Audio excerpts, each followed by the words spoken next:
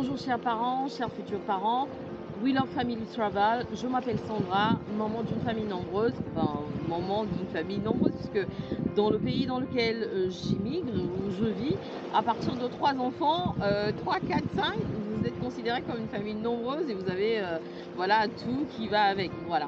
Et donc je suis de formation, je suis juriste de formation, mais il faut dire que en étant maman, en devenant maman, j'ai vu comment c'est difficile pour les mamans de combiner et boulot, d'être une working girl, d'être femme entrepreneur et de pouvoir s'occuper effectivement de ses enfants.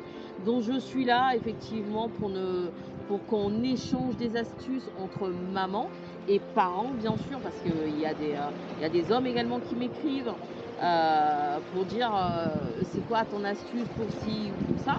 Aujourd'hui je vais répondre à une dame, une maman bien sûr, qui m'a posé des questions concernant la méthode 1, 2, 3. Et donc je fais profiter du cadre également, je suis au bord de la mer, le bruit il est voilà, ce qui est un peu normal, mais voilà, vous fiez pas à ça. Donc la méthode 1, 2, 3, elle s'appelle Habla, c'est ça, Habla. Alors si tu passes par là, Habla, je te fais un gros coucou. Laisse-moi ton numéro pour que je puisse me connecter et te DM également et t'envoyer des messages si tu le veux, bien sûr, il n'y a aucun souci. La méthode 1, 2, 3, c'est quoi? La méthode 1, 2, 3, c'est une méthode que presque tous les mamans du monde entier ou tous les parents du monde entier utilisent pour arriver à faire entendre les parents, les enfants plutôt. Et alors je vais y aller vraiment simplement. La méthode 1, 2, 3 que moi j'utilise, il faut savoir qu'il y a des tranches d'âge pour que la méthode 1, 2, 3 marche.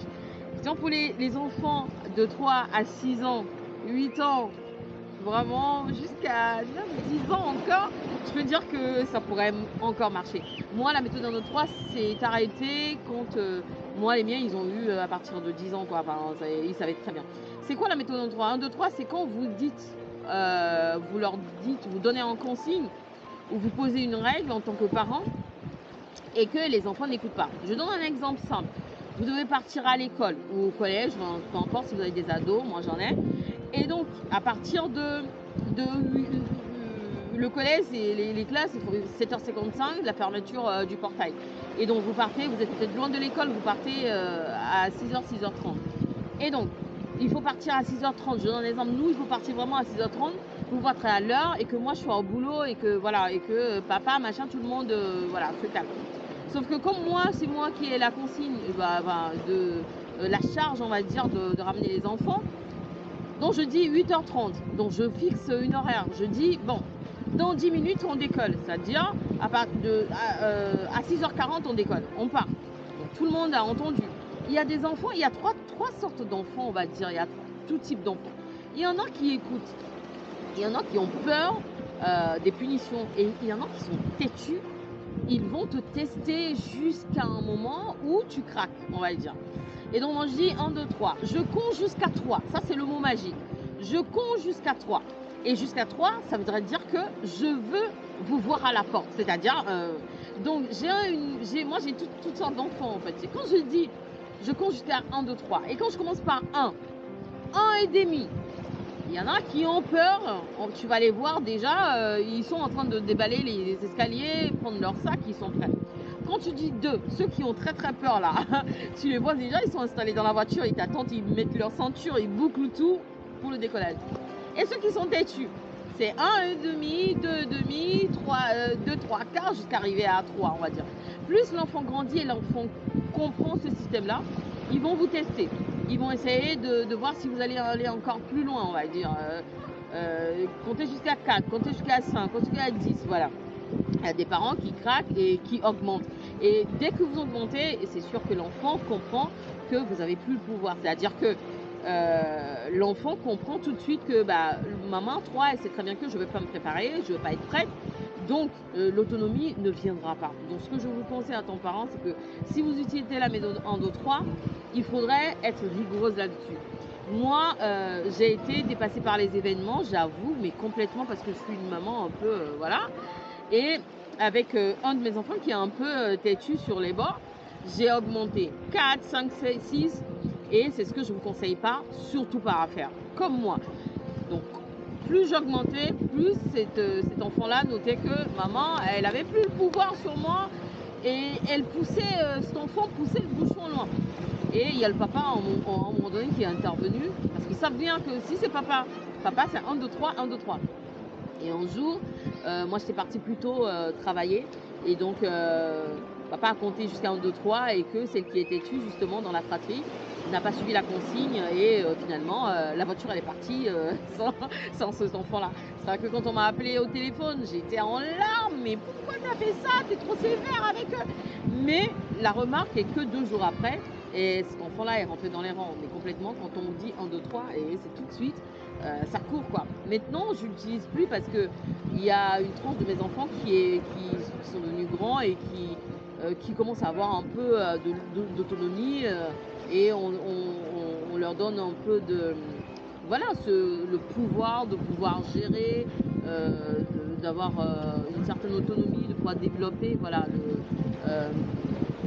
la confiance en soi. Donc oui, on n'est plus sur cette pratique-là, on est plus dans la discussion, discuter avec eux, prendre du temps avec eux, s'intéresser à ce qu'ils font, leur opinion. Voilà, on est vraiment dans la tranche là maintenant.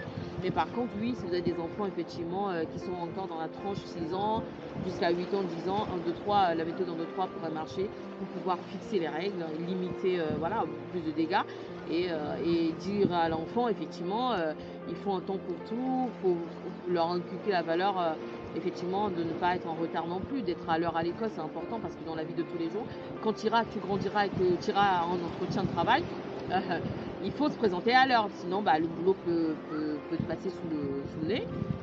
Clairement, il faut leur faire comprendre cela. Et effectivement, quelque chose qui est très très très bien. Et cette méthode-là m'a beaucoup aidé. Moi, je ne mens pas, ça m'a beaucoup aidé, mais ça, c'est limite, on va dire. Arrivé à un certain âge, ils savent très bien. C'est comme le Père Noël. Arrivé à un certain âge, ils savent très bien que le Père Noël n'existe pas. Vous avez beau voilà, non, c'est maman et papa qui achètent des jouets, qui les cachent et qui le mettent sous le sapin. On a des anecdotes comme ça, on vous a vu un jour par la fenêtre, vous avez sorti les cadeaux de la voiture, donc ils savent très bien, il y a des enfants qui savent très bien que le Père Noël n'existe plus, mais qui jouent là-dessus. Et donc c'était mon astuce de ce jour pour vous parents. Bah, n'hésitez pas, hein, si vous avez des astuces à partager également. Moi je suis preneur, hein, je suis une maman qui expérimente beaucoup de choses, qui veut tout tester. Donc si vous êtes parents, vous avez déjà testé des méthodes qui ont marché pour vous, n'hésitez pas à partager avec nous. On est là pour se partager des astuces, pour apprendre ensemble, pour grandir ensemble et pour bien éduquer nos enfants. We Love Family, c'était tout pour moi aujourd'hui. Je vous souhaite de passer une bonne semaine, si vous avez déjà bien démarré. Si la semaine elle a été merdique, je vous souhaite du courage pour le reste, des jours qui restent.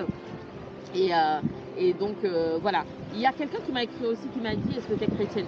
Alors moi je vais te répondre tout de suite, je vais te dire il ne suffit pas d'être chrétienne pour éduquer ses enfants.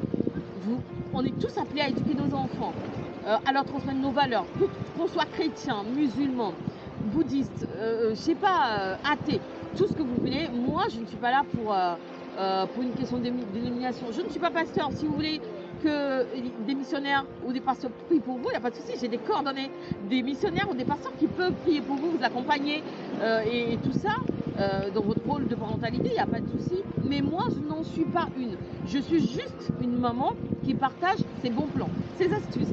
On aura partagé les vacances d'été arrivent bientôt. On aura partagé des bons plans également pour se faire des vacances de ouf sans dépenser énormément. Je suis là pour juste partager des astuces.